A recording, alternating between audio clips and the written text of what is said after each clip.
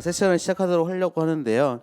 원래 이제 이게 사실 상당히 많은 우여곡절이 있었습니다. 그럼에도 불구하고 이제 끝까지 세션을 유지하려고 좀 여러 가지 노력을 하다가 이제 이렇게 이 장소에 저희가 지금 가지게 되었습니다. 저희 지금 원래 제목을 이걸로 했다가 다른 걸로 했는데 다시 또 이 제목으로 돌아와서 그냥 좋은 정치, 좋은 행정이라는 제목의 우리 5회의를 시작을 하려고 하고요. 오늘 우리 신현기 교수님 모시고 좋은 정부를 만드는 정치 행정 관계, 특별히 관료제의 국가 간 비교와 한국에 대한 시사점을 중심으로 저희 좀 발표를 듣고 함께 좀 더 좋은 관료제나 더 좋은 정부를 만들 수 있는 방법에 대해서 좀 같이 논의하는 자리가 가지면 좋을 것 같습니다. 저는 이 세션의 사회를 맡은 박정수라고 합니다. 반갑습니다. 우리 저희 발표를 하실 우리 신현기 교수님 와주셨고요. 네, 그리고 토론으로 우리 차세영 박사님, 그리고 한승주 교수님, 네, 그래서 또 저, 네, 그리고 우리 최병훈 박사님 모셨습니다. 네, 이렇게 저희 오실 분들은 다 오신 것 같고요. 그래도 플로어에 아직 두 분 정도 계시기 때문에 감사한 마음으로 이제 세션을 시작하도록 하겠습니다. 우리 신현기 교수님 준비되시는 대로 시작하시면 될 것 같습니다.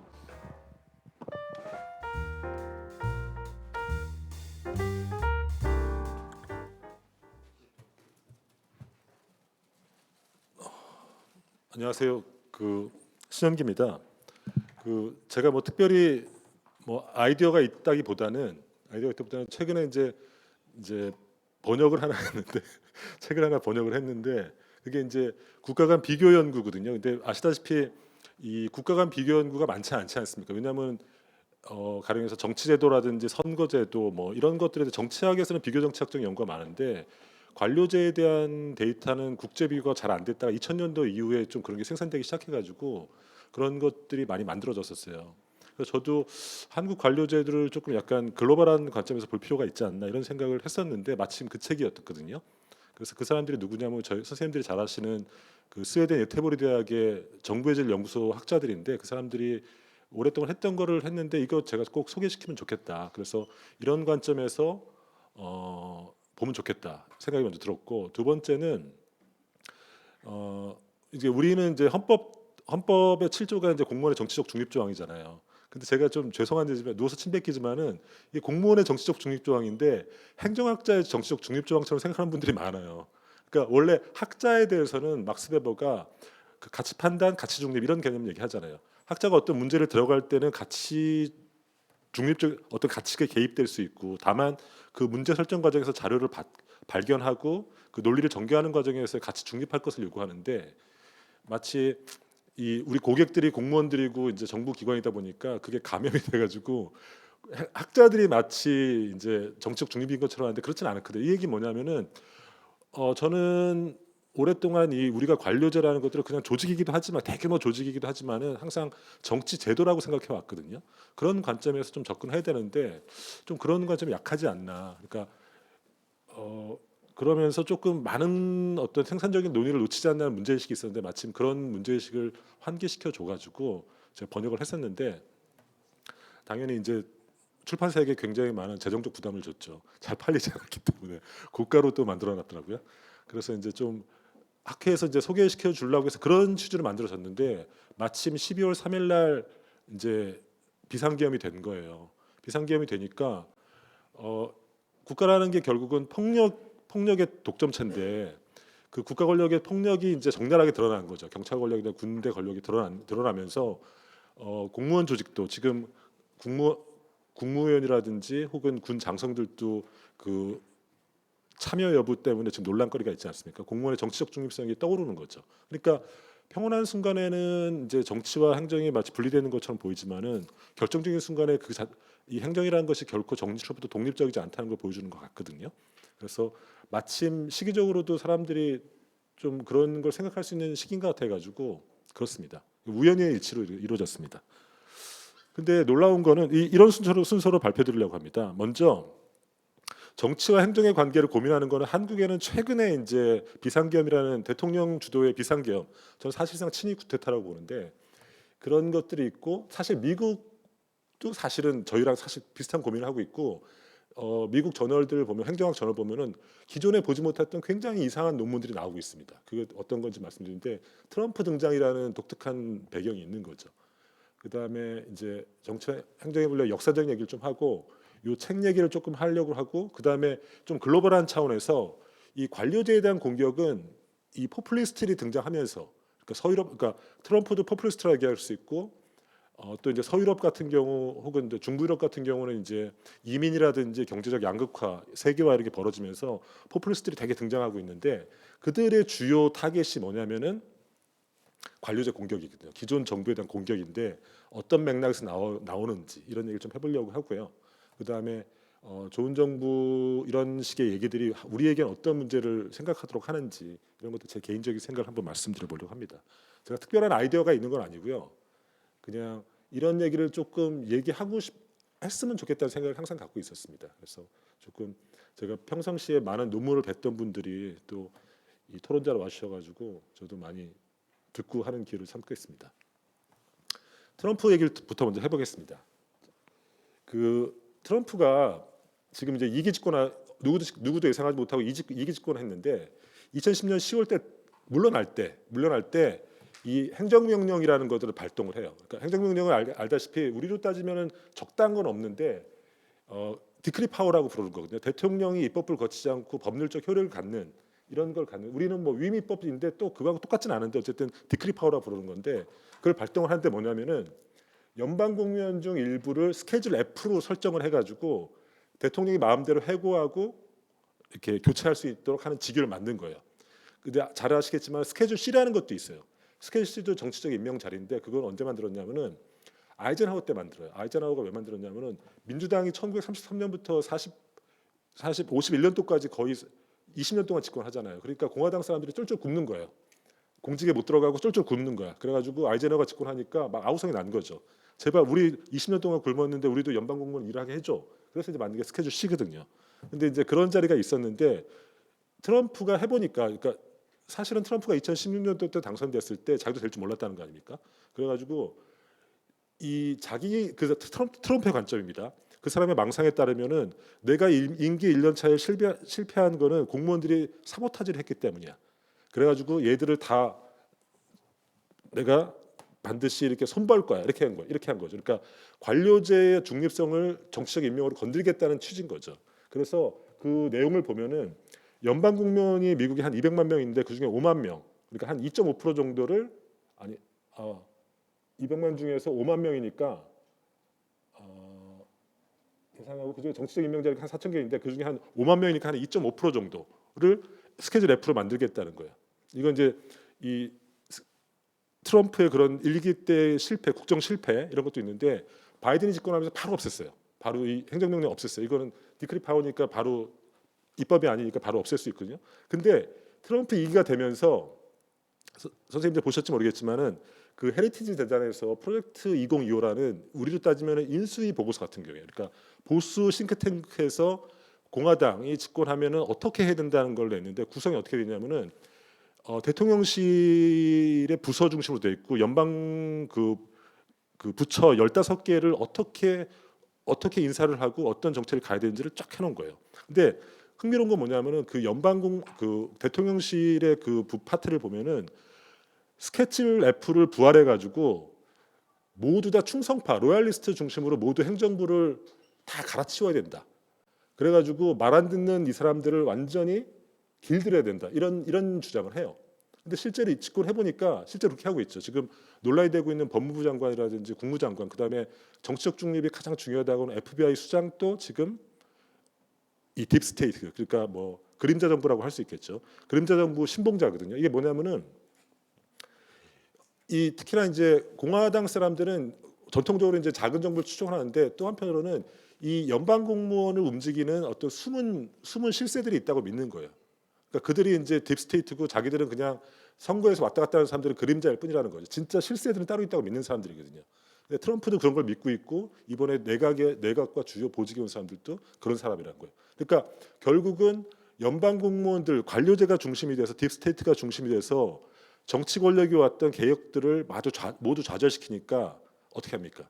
새로운 정치 권력들이 연방 권력을 강하게 정치화시킨다는 플랜이라는 거죠.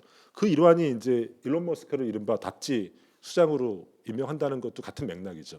일론 머스크가 아직 뭐 구체적으로 얘기하지 않았는데 일단은 규제를 대거 철폐하고 낭비적 지출을 2조 달러 정도 삭감하고 연방기구를 재구조해가지고 현재 한 400개 정도 있는 기구를 한 99개로 만들겠다. 뭐 이렇게 믿을 수 없는 계획을 내놓고 있거든요. 이런 게 다 맥락이라고 봅니다. 이거는 이제 우리식으로 얘기하면 이제 트럼프의 계획은 그러니까 연방 정부 관료제는 딥스테이트다. 따라서 정치 권력이 들어와서 강하게 그것들을 흔들어낸다. 그 방식은 정치하거나 구조조정이거나 뭐 이런 거죠. 이런 맥락입니다. 근데 이제 우리가 이제 행정학자들이 믿고 있는 정치와 행정의 분리라는 것들이 있지 않습니까? 뭐 이론론 이론론 하는데 저는 뭐 그거 뭐 외우기 좋으라고 했는데 좀 역사적 맥락을 좀 짚어볼 필요 있다고 봅니다. 무슨 말인가 하면은 저는 이런 역사적 맥락이 있다 보는데 우리가 근대 국가가 만들어졌을 때 저는 근대 국가를 만든 두 가지 사건이 있다고 봅니다. 하나는 프랑스 대혁명. 프랑스 대혁명 의미는 뭐냐면은 좋은 정부라는 것은 인민의 의지를 파퓰러 위를 반영하는 것이 좋은 정부다라는 어떤 민주주의 혹은 어떤 민주적 책임성 이런 것들이 좋은 정부의 개념에 들어왔다고 봅니다. 또 하나는 1820년대 이후의 산업혁명. 이때 산업혁명의 의미는 뭐냐면은 좋은 정부의 조건은 굉장히 효율적이고 문제 해결 능력이 있는 기술적인 어떤 과학적인 발전을 기반으로 해서 사회에서 생겨나는 어떤 다양한 문제를 정부가 주도돼서 효율적이고 능률적이고 그리고 과학적으로 해결할 수 있다. 그래서 근대 정부는 두 가지 하나는 인민의 의지라는 것과 그다음에 효율적인 문제 해결 능력이라는 두 가지가 근대 좋은 정부라는 굿 가버먼트 개념에 좀 들어왔다고 봅니다. 그 두 가지 사건의 근거에서. 근데 문제는 뭐냐면은 근대 정부를 구성을 할 때 아까 했듯이 인민의 의지라는 것들은 이른바 의회 중심으로 발전하는 거죠. 그리고 산업혁명으로 상징되는 어떤 좋은 정부는 문제 해결 정부다. 이거는 이제 관료제로 발전했다고 봅니다. 그래서 이 정치 부분과 관료제 부분이 이렇게 분리되는 현상이 벌어지는데 이것이 우리가 알고 있는 이른바 대의민주제 체제인 거죠. 대의민주제. 그러니까 인민이 대의제를 직접 뭐랄까 이렇게 견제하지 않고 대표자를 보내서 그 대표자로 하여금 이제 견제하도록 하는 이런 형식의 어떤 우리 지금의 이제 레프레젠테이티브 데모크라시가 만들어진 거죠. 그리고 이 대의민주주의에 그러니까 의회 발전과 관료제 발전이 동시에 이루어지면서 근대국가 이후로 발전이 이루어지면서 저는 두 가지 직업이 생겨났다고 하는데 이거는 제 얘기가 아니라 막스 베버 얘기입니다. 직업으로서 정치라는 책을 보면은 근대에 생긴 두 가지 직업에서 얘기하는데 하나는 선거권 확장, 의회 발전, 그러니까 인민의 의지라는 그것 통해서 선거권이 확대되죠. 끊임없이 선거권이 확대되고 대중민주가 확대되면서 정치를 전문으로 하는 사람들, 이른바 직업 정치인들이 생기는 거죠. 그리고 두 번째는 아까 했듯이 근대국가 산업혁명으로부터 연원되는 그 좋은 정부는 문제를 해결하는 거다. 그래서 전문 관료들이 생겨나는데 직업적으로 관료가 되는 사람들, 직업적으로 국가 사무와 행정을 보는 사람들, 이른바 직업 공무원이 생겨나는 거죠. 사실은 직업 정치인과 직업 공무원은 그러니까 이 무슨 말인가 하면 정치와 국가 행정, 국가 사무를 직업적으로 한다는 것, 그러니까 그걸로써 밥 먹고 산다는 것, 그것이 직업으로 등장했던 건 근대적 사건인 거죠, 그죠? 그러면서 이런 분리가 생겨났다고 이런 어떤 역사적 맥락 속에서 이제 제도적 분리가 생겨나는 거죠. 그래서 막스 베버의 얘기에 따르면은 근대 관료제는 세 가지 차원이 있다고 보는 거죠. 하나는 절대 프로세스 차원, 하나는 구조 차원, 하나 인사 시스템 차원. 이게 있는데 나중에 뒤에서 얘기하겠지만은 이 각각을 좀 분리해서 볼 필요가 있다 이런 거죠. 이런 맥락을 잠깐만 말씀드리면은 우리가 이제 근대 관료제에서 능력주의 관료제가 도입된 거를 보면은 사실은 아까 말씀드렸듯이 이게 이제 정당 정치의 맥락에서 사실은 근대 관료제 탄생을 이해하지 않으면은 왜 근대 관료제의 어떤 능력주의가 도입됐는지 이해할 수 없다고 보거든요. 근데 제가 보면은 행정학 교과서에는 이런 정당 정치의 맥락에 대한 설명이 거의 없더라고요, 사실은.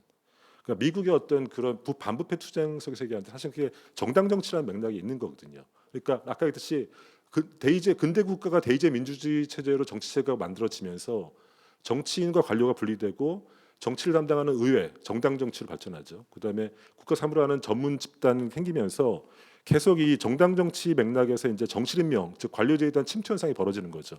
이러면서 이런 거기에 따른 부패를 근절하는 과정에서 능력에 따라서 관료제를 선출하고 임명하는 이런 것들이 만들어졌다는 거죠. 그래서 이 셰퍼터라는 사람을 보면은 이 프로이센과 영국을 비교하면서 이 근대 관료제를 만들기 위해서 어떤 정치 연합들이 만들어지는 과정을 분석하는데 어쨌든 프로이센 같은 경우는 절대주의 연합 이런 사람들이 주도가 돼서 근대적 관료제 즉 능력을 따라서 관료제를 뽑는 이런 현상이 생기고 영국 같은 경우는 이제 진보 연합 이런 사람들이 되는데 중심이 돼서 이제 그 능력주의 임용제를 도입했다는 건데 프로이센 얘기를 먼저 들면은 유럽 최초로 이제 능력주의 임용제 즉 더 이상 신분이라든지 혹은 정실이라든지 혹은 정치적 입김과 관련 없이 그 사람이 시험을 통해서 이제 능력과 자격을 통해서 되는 거죠. 그리고 가장 중요한 사건을 뭘로 보냐면은 1759년에 독일 제국 대법원 판결을 보면은 공무원을 해임할 때 행정부가 결정할 수 없고 사법부 판결을 받도록 합니다. 이게 왜 이때 제국 대법원은 뭐냐면은 우리가 알고 있는 이제 신성로마 제국 그때 이제 제국 대법원인데 이건 굉장히 중요한 의미가 있죠. 공무원의 해임이 자유롭지 않아지는 거죠. 사법부의 판결 대상이 되는 거죠.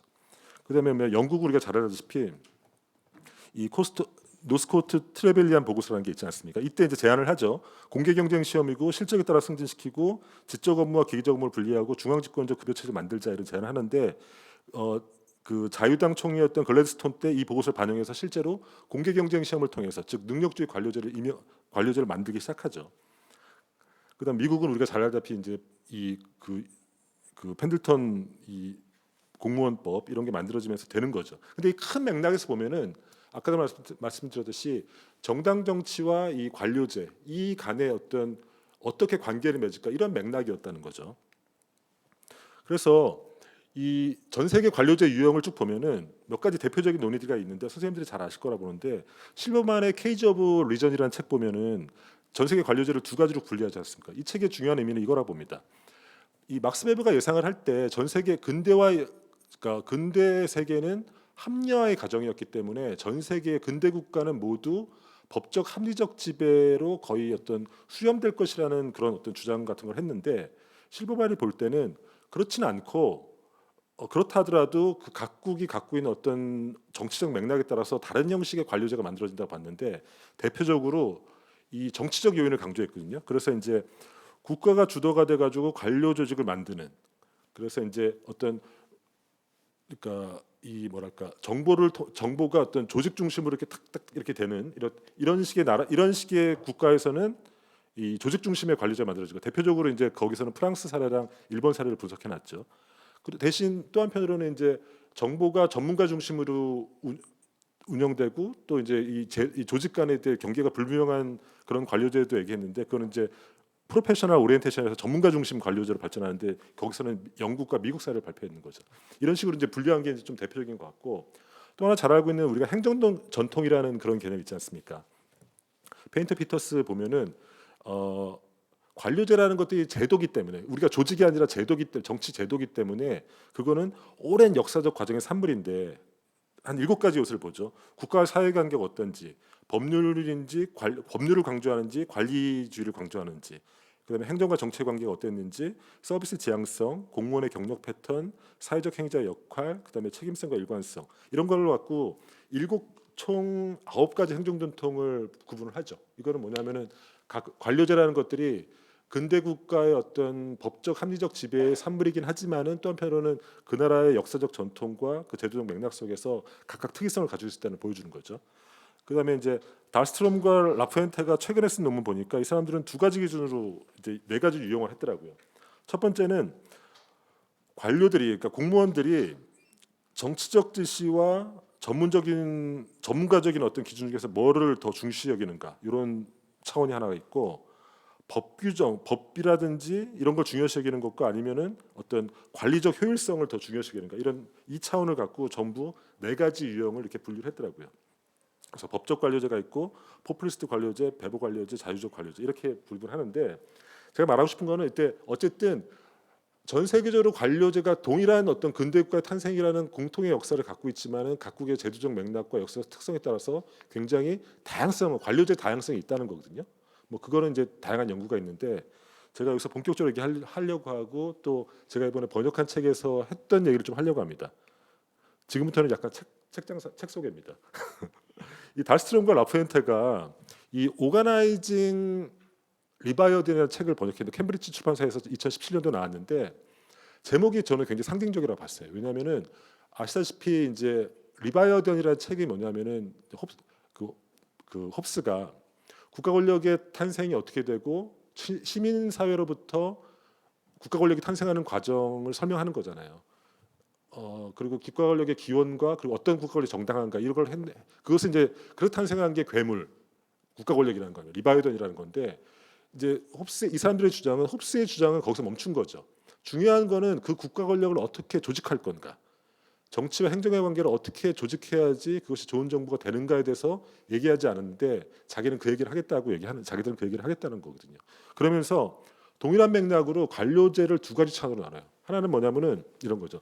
아까도 막스 베버가 얘기하는 근대 관료가 여러 가지 차원을 갖고 있는데 이 사람들은 이 선발하는 차원, 즉 관료제를 어떻게 선발하느냐, 관료들을 어떻게 선발하느냐, 그러니까 그러니까 경력이 통합됐냐, 경력이 분리됐냐는 차원이 하나가 있고, 그 다음에 우리가 알고 있는 뭐 개방형 관료제와 폐쇄형 관료제냐, 그러니까 얼마나 그 관료제의 폐쇄성이 어느 정도냐에 따라서 이 두 가지 차원을 갖고 총 네 가지 관료제로 구분을 해요. 한국의 예를 들면 한국은 이 사람들의 분류에 따르면은 자유로운 관료제에 속합니다. 즉 한국은 관료제, 그러니까 능력주의 관료제가 강하면서 굉장히 폐쇄적인 관료제 형식인 거죠.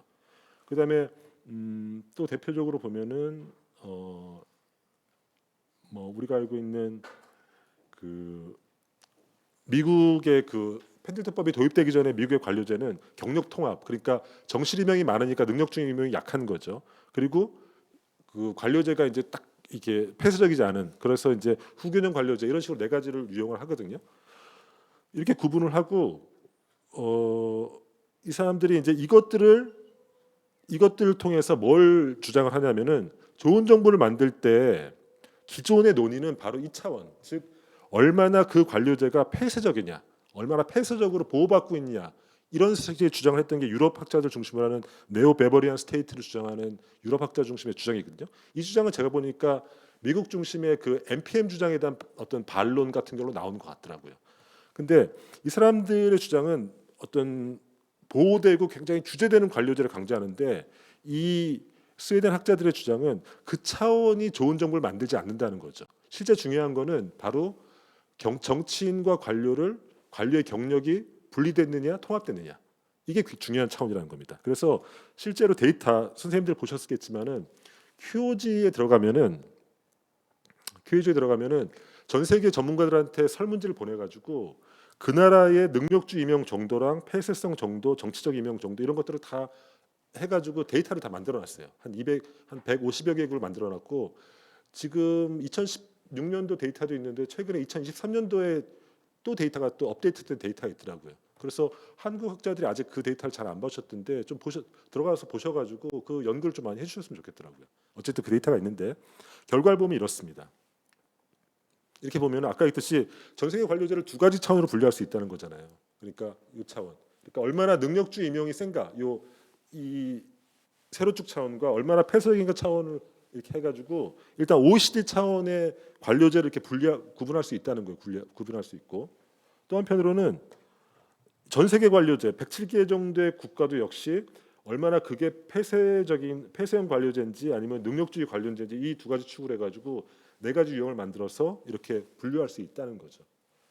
그래서 한국은 아까 했듯이 이렇게 분류해 보면은 이 우측 상단, 즉 자유로운 관료제에 속하는 걸로 나타나고 있죠. 그러니까 굉장히 폐쇄적이면서 우리나라는 좀 폐쇄형 관료제에 속하지 않습니까? 계급제에 속하는, 그러면서 능력주의 임명이 굉장히 잘 되는, 즉 이렇게 돼 있다는 거죠. 그러면서 이 사람들의 주장이 뭐냐면은 이 얼마나 관료제를 배버식으로, 그러니까 배버형 관료제, 즉 폐쇄형 배버제 관료제, 그러니까 공무원을 위한 특별 고용법이 존재하고 공무원의 어떤 뭐 내부적인 승진을 하고 이런 차원보다는 그들을 뽑을 때 얼마나 정치인과 이해관계를 분리시키는가, 즉 정치인들은 선거로 뽑고 관료는 능력으로 뽑는 것들이 왜 중요한지를 세 가지 차원으로 얘기합니다. 그러니까 이 사람 얘기는 그게 이제 경력의 분리인데, 경력의 분리를 시키면 정치인과 관료의 경력을 분리시키면은, 즉 관료가 정치인의 입김에 통해서 임용되지 않으면은 경력이 분리되면 이해관계가 일단 인터레스트가 분리된다는 거죠. 인터레스트가 분리되면은 정치인과 관료가 서로 카르텔을 만들어서 서로 사익을 취할, 혹은 렌트 시킹을 할 가능성이 굉장히 줄어든다는 게 기본 베이스입니다. 그래서 이 데이터를 보면은 아까 말했듯이 이 능력주 임용 전 세계 능력주 임용 지수를 이렇게 측정했잖아요. 그래서 그 나라의 능력주 임용 정도와 부패 통제 정도를 이렇게 두 개 축을 해가지고 일차적인 상관관계를 보니까 이렇게 정의 관계가 이렇게 나타나지 않습니까? 그러니까 이게 뭐냐면은 능력주 임용을 많이 하는 나라일수록 굉장히 부패 통제가 잘 된다는 거거든요. 왜 그러냐면은 첫 번째, 정치인과 관료의 경력을 분리시켜 놓으면은 이해관계 분리가 일어나기 때문에 서로 상호 감시와 견제가 일어난다는 거고. 두 번째는 집단 행동을 할 때 항상 조정의 문제가 발생하지 않습니까? 근데 경력의 분리를 시켜 놓으면은 조정의 문제가 항상 발생하기 때문에 카르텔을 만들 위험이 적다는 거죠. 이 대표적인 사례를 뭘로 드냐면은 이 사람들이 예를 들면 프랑스랑 스페인 예를 많이 들어요. 프랑스, 스페인은 같이 이제 나폴레옹 전통에 있다고 얘기하는데 여기서는 잘 알다시피 정치인이 되기 위해서는 고위 공무원이 돼야 됩니다. 그러니까 우리가 알고 있는 예나라든지 지금은 바뀌었지만 이제 어떤 굉장히 그 공무원 고위 공무원이 돼서 고위 공무원이 이제 정치인이 되는 거죠. 그러니까 그들의 경력 경로가 같다는 거예요. 그러니까 상층으로 가면은 고위 공무원이랑 정치인이랑 서로 알고 지내고 인맥으로 항상 연결돼 있다는 거예요. 그렇게 되면은 부패의 어떤 유인이 발생했을 때 서로 견제하거나 혹은 집단 행동을 할 때, 즉 부패라는 집단 행동을 할 때 조정의 비용이 굉장히 떨어진다는 거죠. 그죠? 하지만 그걸 분리시켜 놓으면은 집단 행동의 조정률 문제가 발생한다는 거죠. 그다음에 공무원들이 휘슬블로우가 될 가능성도 굉장히 높아지는 거죠. 왜냐하면 내가 정치적 영향으로 자유로우니까. 어차피 니들은 나하고 날 뽑을 때 내 임용이라든지 내 승진 관련 없잖아. 그러니까 나는 니들 부패가 일어나면 난 보고만 할 거야. 이런 식의 할 수 있다는 거죠. 이제 선생님들이 이제 보면서 저 단순 상관관계 아니냐 보는데 그래서 실제로는 굉장히 어떤 그 뭐랄까 굉장히 복잡한 수식을 통해서 이 관계를 여러 가지 다 검증을 해봅니다. 이런 생각도 해볼 수 있잖아요. 부패 통제가 잘 된 나라가 선진국일 가능성이 있으니까 거기서 능력주 임용대주 여기 인관계에 있는 거 아니야? 이런 것도 질문해 볼 수 있지 않습니까? 근데 여러 가지 방식으로 그렇지 않다는 걸 보시는데 일단 역사적 사례를 보면은 능력주 임용을 했기 때문에 부패 통제가 되게 된 걸로 나오거든요. 그리고 이제 그 도구 변수를 써가지고 이 2단계 분석을 해보면은 역시 능력주 임용이 부패 통제를 했지 부패 통제가 된 국가가 능력주 임용을 도입하지 않았다는 게 증명이 되고 있거든요. 그래서 이제 다양한 어떤 내성성의 문제를 극복하고 있는 걸 보여줍니다. 두 번째는 이 정치는 선거로 뽑고 관료는 능력으로 뽑는 이게 이른바 이 경력 분리가 잘 되는 나라들은 어떤 효과가 있냐면은 정부 효과성이 높아진다는 거예요. 여기서는 정부 효과성을 뭘로 측정했냐면은 낭비성 정부 지출, OECD 낭비성 정부 지출이라는 그 지표가 있는데 그걸로 해봤거든요. 그랬더니 여기서도 역시 강한 정의 상관관계가 나타납니다. 능력주 임용을 많이 할수록 낭비성 정부 지출이 낮아지는 효과. 여기서 점수가 높으면 낮은 거거든요. 이런 게 나타나고 역시 이제 여러 가지 내성성 통제를 해서 그 이코노메트릭스 관점에서 해봐도 역시 이 관계가 증명되는데 그러면 왜 능력주 임용이 강한 나라는 정부 효과성이 높으냐, 낭비성 정부 지출이 적냐?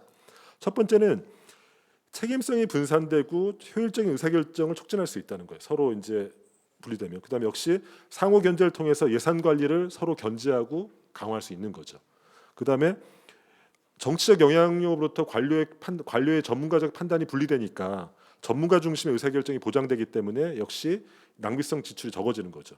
그다음에 정치적 후원주의, 이른바 경력이 통합된 나라에서는 이른바 우리가 그리스라든지 이태리나 스페인 같은 데 보면은 이 정치적 후견주의라 가지고 그렇게 하지 않습니까? 표와 이른바 그 표와 그 예산을 바꾸지 않습니까? 포크만 바꾸지 않습니까? 그런 게 굉장히 강하고 실제 그런데 거기는 이제 경력이 통합됐기 때문이거든요. 근데 이제 이렇게 분리시켜 놓으면은 정치인은 정치인, 관료는 관료, 서로 이해관계가 일치하는 부분이 없으니까 정치적 후원주의, 즉 지지를 대가로 예산을 받는 그러면서 이제 정부의 낭비성 지출이 증가하는 이런 현상이 방지된다는 거죠.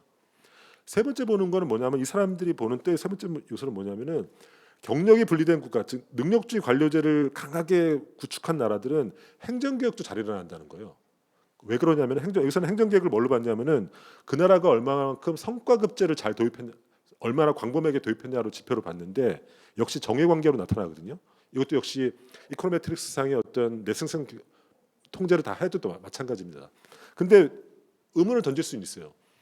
능력주의 관료자가 세면 이해가 분리되기 때문에 낭비성 지출이 줄고 부패 통제가 잘 된다는 건 이해되는데 왜 공무원들이 싫어하는 성과급 도입도 잘 되지? 이런 생각 해볼 수 있잖아요. 이 사람들 얘기는 뭐냐면은 이런 문제, 가장 중요한 건 신뢰가 도입된다는 겁니다. 관료제 조직내 무슨 말인가 하면은 성과급 도입, 공무원들은 대개는 연공급제인데 어느 나라나 대개 연공급제인데 성과급 도입하는 거는 싫은 거죠. 근데 대개는 왜 그것이 개혁이 실패하냐면은 이 일선 관료들 입장에 봤을 때 결정하는 장관급의 어떤 정치적 임명직과 그들과 대화하는 고위 관료들이 그 밥의 그 나물이라고 생각한다는 거예요.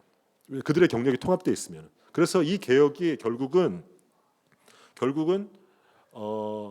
자신들 위한 개혁이지 결국은 어떤 공익적인 개혁이 아닐 거라는 불신이 작용한다는 거죠. 근데 경력을 분리시켜 놓으면 즉 장관과 고위직 우리식으로 얘기해 볼게요. 장관과 그러니까 정책으로 임명된 장관과 그다음에 아래부터 내려간 자기 선배 1급이라든지 혹은 차관보들이 서로 다른 경력을 갖고 있고 서로 카르텔을 형성하지 않을 거라는 게 생기면은 하급 관료들 입장에서는 그들이 주장하는 그 개혁에 대해서 가령 예를 들어서 여기는 공공 부분 성과급제죠. 이런 부분에서 신뢰가 생긴다는 거죠.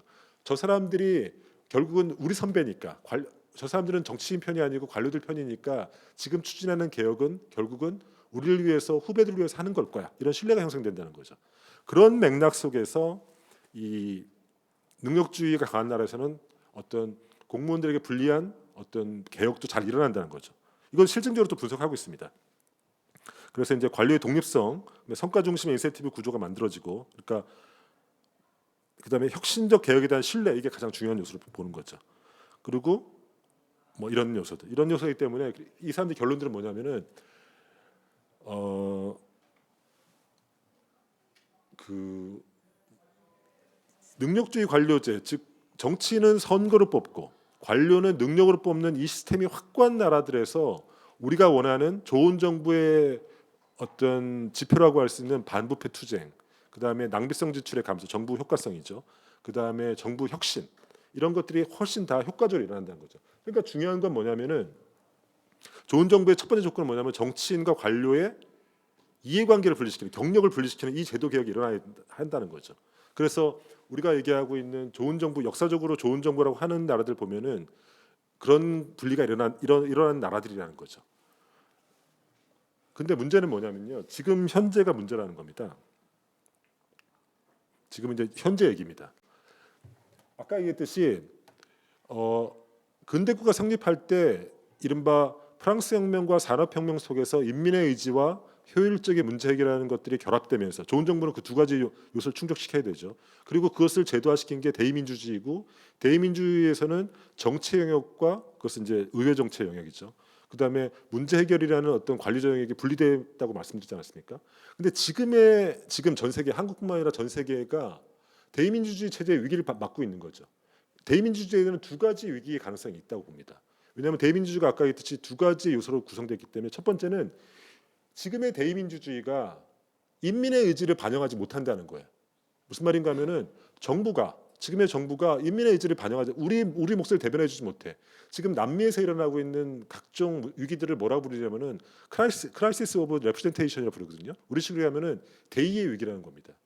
남미 지금 굉장히 혼란스럽지 않습니까? 뭐 쿠데타도 많이 일어나고 이제 탄핵도 많이 일어나고 그러는데 그 2016년도부터 최근에 2020년도까지 1년에 일어났던 그것들을 전체적으로 남미 학자들이 대의 위기라고 부르거든요. 그러니까 기존의 정치 제도라든지 이런 것들이 국민의 의사를 반영하지 못한다는 건데 이거는 대의민주주의 한 요소였던 인민의 의지라는 것들을 지금 우리가 반영하지 못해. 그때 등장하는 게 뭐냐면 포퓰리스트인 거죠. 지금의 정부는 딥스테이트야. 딥스테이트고 그 관료 집단들이 자기들만 잘 살고 있는 거야. 정치인과 관료들이 지들끼리 통치 계급을 이루고 있고 우리의 목소리를 대변해. 그때 포퓰리스트가 등장하는 거죠. 저들을 쓸어버려요. 그때 포퓰리스트의 가장 중요한 수사기 뭐냐면은 악한 저들과 선한 우리잖아요. 그러면서 대중들과 포퓰리스트가 결합하면서 이른바 포퓰리스트의 위기가 나오는 거죠. 이것의 역사적 뿌리는 사실 저는 그리스 민주정이라고 봅니다. 어쨌든 이런 요소들. 또 하나는 근대 국가, 최근의 국가들이 공통적으로 발생하는 어떤 어려운 문제들, 이민의 문제라든지 양극화의 문제라든지 세과의 문제라든지 이런 문제를 해결하지 못하는 거죠. 그러니까 지금의 정부의 위기는 또 한편으로는 인민의 의지를 반영하지 못하는 위기도 있지만 또 한편으로는 무능력하다는 문제가 있는 거죠. 그러면서 어떤 요구들이 일어나냐면은 정치는 말고 정치 말고 그냥 관료들이 정치하면 좋겠어. 실제로 유럽에서 보면은 계속 연정이 무너지면서 테크노크라트 정부들이 많이 쓴 적이 있거든요. 한국에도 그런 영향이 있죠. 지금 한국의 대표적인 반정치주의 같은 거 있지 않습니까? 정치인들은 다 썩어 빠졌어. 정치인들은 다 무식하고 아무것도 못해. 차라리 관료가 하면 좋을 것 같아. 이런 식의 의식들 있지 않습니까? 이런 것들도 제가 볼 때는 이런 식 그러니까 이거는 대의민주주의 지금의 대의민주주의가 문제 해결 능력을 상실하면서 무능한 정부가 되면서 차라리 유능함에 대한 갈망이 어떤 테크노크라트 정부에 대한 갈망으로 나타난 거죠. 이것의 역사적 뿌리는 저는 플라톤의 철인정주치라고 봅니다. 유능한 철인이 통치한다면 우리는 훨씬 행복해질지 모른다는 어떤 그런 거죠. 그냥 유구한 역사를 갖고 있는 거죠. 근데 제가 볼 때는 이건 어떤 것도 옳지 못하다고 봅니다. 포퓰리스트 정부 당연히 옳지 못하죠. 그다음에 테크노크라트 즉 전문 관료들이 통치하는 국가도 옳지 못합니다. 그것은 왜냐하면 이렇게 이해한다 봅니다. 지금의 대의제 민주주의는 인민의 의지와 문제 해결이라는 그것들이 서로 균형을 이루면서 만들어진 거기 때문에 이것이 균형을 잡아야 되는 거지 한쪽을 완전히 없애고 아예 인민의 의지로 굴러가는 어떤 민중주의적인 정부로 가든지 아예 그런 어떤 민주적 절차를 삭제하고 문제 해결하는 데 효율성만 강조하는 테크노크라트 정부 가는 어떤 것은 옳지 못하다 보거든요. 근데 실제로 포퓰리스트들이 진짜 문제는 지금 포퓰리스트 정부가 더 문제인 거죠. 즉 지금의 대의민주주의는 인민의 의지를 반영하지 못하고 따라서 지금의 통치 계급들, 정치인과 관료 계급들 다 몰아내야 돼. 그래서 네 가지 사례가 있는데 이 마우어의 책을 보면은 이 사람들이 보면 이제 데모크라트 백슬라이딩이라고 하는 민주주의 후퇴라는 그걸 해가지고 사례 분석을 쭉 해놨는데 보면은 이 사람이 두 가지 차원을 봅니다. 하나는 포퓰리스트들이 어떻게 현존하는 정치 질서, 행정 질서를 보느냐에 따라서 긍정적으로 보느냐, 부정적으로 보느냐 이렇게 이 차원이 있고 기존의 행정 전통이 굉장히 강하냐 약하냐 이 차원이 있습니다. 그래서 네 가지 유형을 보는데 예를 들어서 헝가리의 오르반이라는 사람이 있지 않습니까? 대표적인 포퓰리스트인데 이 사람이 2018년도인가 집권한 다음부터 이 사람들의 주장에 따르면 이 사람들은 기존의 국가 기구를 굉장히 긍정적으로 본다는 거예요. 그래서 근데 이제 헝가리 같은 경우는 기존의 행정 질서가 굉장히 약한 거죠. 그러니까 이때는 자기 주도로, 그러니까 자기의 입맛에 맞게 국가 기구를 포획시켜서 바꿔낼 수 있는 거죠. 또 한편으로는 기존의 행정 전통이 굉장히 약한데, 즉 행정이 취약한데, 우리로 따지면은 우리식으로 얘기하면 이제 능력적 관료제가 약한데, 근데 새롭게 등장한 포퓰리스트가 굉장히 그 국관력을 굉장히 부정적으로 볼 때 해체시키는 경우가 있다는 거죠. 대표적인 게 이제 92년도 페루의 후지모리 이 사람이 자기가 재임 집권 때 친위 쿠데타를 일으켰던 사람이죠, 실제로. 그래가지고 완전히 이제 연방 정부가 아니라 당시 이제 페루의 관료제를 완전히 해체했던 이런 사례이고 트럼프 같은 경우는 미국의 행정 전통이 강하죠. 이미 단단한 어떤 전통을 갖고 있는데 트럼프라는 포퓰리스트 봤을 때는 굉장히 이제 부정적으로 보니까 일반 딥스테이트로 보니까 해체할 수는 없고 그러니까 이제 아예 사보타지, 아예 이제 무력화시키는 뭐 이런 식의 전략을 쓴다는 거죠. 그래서 아까 말씀드렸다시피 이렇게 포퓰리스트들이 기존의 행정 질서를 공격하는 일이 비일비재하게 등장하면서 미국의 행정학자 중에서 기존에 보지 못했던 저는 굉장히 이상한 논문들이 많이 등장했다고 봅니다. 무슨 말인가 하면은 행정학자들이 굉장히 트럼프가 온다는 것으로 짐작되는 그 위기 상황에 대해서 공포심에서 굉장히 공무원 집단에게 굉장히 어떤 정치적 각성을 요구하는 이런 식의 논문이 좀 있다고 봐요. 대표적인 게 이제 가디언 국가라고 하는 그러니까 가디언 스테이트라고 하는 논문이 최근에 있더라고요.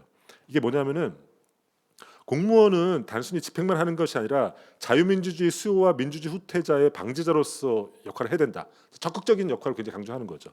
그다음에 공무원의 윤리적인 어떤 각성, 그다음에 그렇게 할 수 있도록 어떤 제도적으로 굉장히 그 공무원의 보호 장치 이런 것들 대표적인 독립적인 정치적인 영향을 받지 않는 독립적 행정기관들의 어떤 중요성 이런 것들을 강조하는 그러면서 파퓰리스트들이 헌정 질서를 유린할 때 공무원들이 자율적 기구 속에서 정치적인 중립적인 기구 속에서 전문가적 윤리를 통해서 적극적으로 민주주의 수호자로 나가야 된다.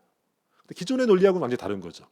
왜냐하면 공무원들에게 어떤 민주적 수호자 역할을 물론 얘기를 했지만 이렇게 적극적으로 얘기하는 건 저는 굉장히 의외라고 봤고 트럼프의 그림자라고 봤습니다. 그리고 최근에 올해 나온 보즈만 등의 논문을 보면은 이 논문은 저보다 한 발짝 더 나갔다고 봐요. 여기는 공무원의 7가지 저항 방식에 대해서 얘기해요. 기존에 보면 우리가 이제 허쉬만의 공무원의 저항 방식이 있잖아요. 보이스 익시트 보이스 로얄 뭐 이런 게 있잖아요. 거기다 하나 더 하면 이제 네글릭트 해가지고 우리를 시끄러면 복지부동하는 이런 유형이 있는데 이 사람은 이 논문의 주장은 뭐냐면은 기존에 정치 권력이 행정 조직을 이렇게 침투해 들어올 때, 그러니까 미국식으로 얘기하면은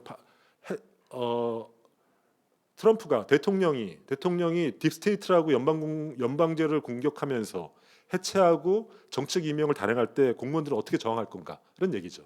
그때 이 사람들의 주장은 기존의 그 전가의 보도로 삼았던 뉴트럴 컴피던스라는 개념은 취약하다는 거예요.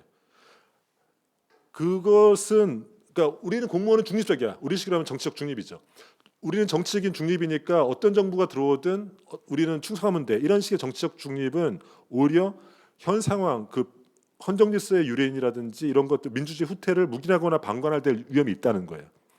그러면 인내할 거냐? 인내도 안 된다는 거예요. 인내는 반민주적인 위협이 즉각적이거나 심각할 경우에 실효성이 떨어진다는 거예요. 세 번째, 윤리강령을 강하게 해가지고 그달에 행동하냐? 근데 아시다시피 윤리강령은 아무리 구체적으로 만들어도 대개는 모호한 요소들이 있기 때문에 실효성이 떨어진다는 거죠. 그러면 내가 퇴직 그냥 나 이런 꼴 보기 싫으니까 나가면 되냐? 누구는 나갈 수 있는데 모든 사람이 할 수는 없다는 거죠. 내부 고발, 휘슬블로는 어떠냐? 휘슬블로는 민주주의 훼손을 폭로하는데 효과적이죠. 효과적인데 개인에게 너무 많은 부담이 있다는 거예요. 그것들을 할 수 없다는 거예요. 트럼프 일기 때 게릴라 정부라는 개념이 있어요. 뭐냐면은 공무원들이 트럼프가 이렇게 오면은 트럼프가 명령을 내리면은 하는 척하고 안 하는 거예요.